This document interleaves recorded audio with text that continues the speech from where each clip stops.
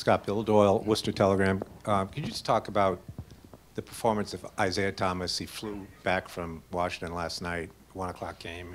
He was at his sister's funeral yesterday, and how he performed. Well, I think the biggest thing you can say, he's the biggest winner. He's one of the biggest winners in this league.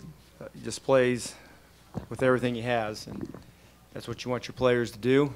He's an incredible talent, one of the best players in basketball. Scott, how is, to your right, how is Markieff? What do you know about what's going on with him? Don't know nothing as of yet. I watched the video. Didn't look good, but we'll see how he feels tomorrow and go from there. But I don't have an update yet.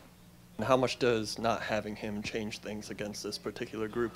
Well, I mean, it definitely changes things, but you know, we have to next man up. We have to figure out how to compete, and I thought our guys did a pretty good job. We let the three-point ball get away from us, but that's what they do. They shoot over 37 threes a game during these playoffs, and they were 19 for 39. It's hard to do that when nobody's guarding you, and they got some really good shooters all over the floor, and we just have to do a better job with that.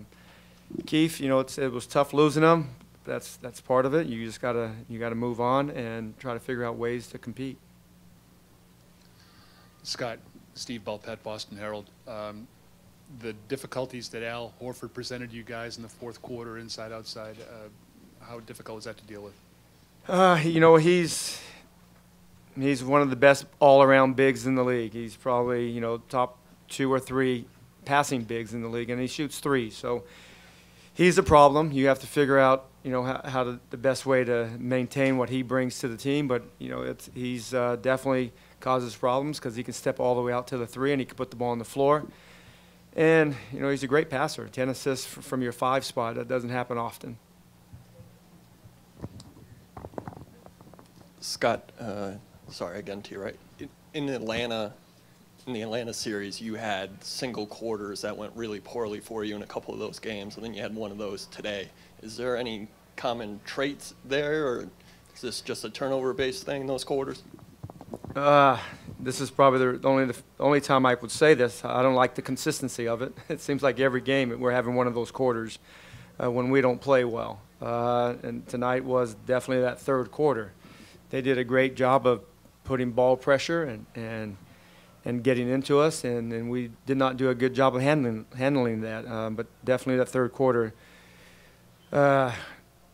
lose the third quarter by 20 points it's tough to make up. But we did. We had a chance that we cut it. I think we cut it to 3. We missed some free throws in that fourth quarter, so we could have even been closer. But our guys, one of the things I love about our team, we're going to keep competing no matter what the score is. We're going to keep playing for each other. Scott, what can you do to reduce the quality of some of those three-point looks? We're going to take a look at it.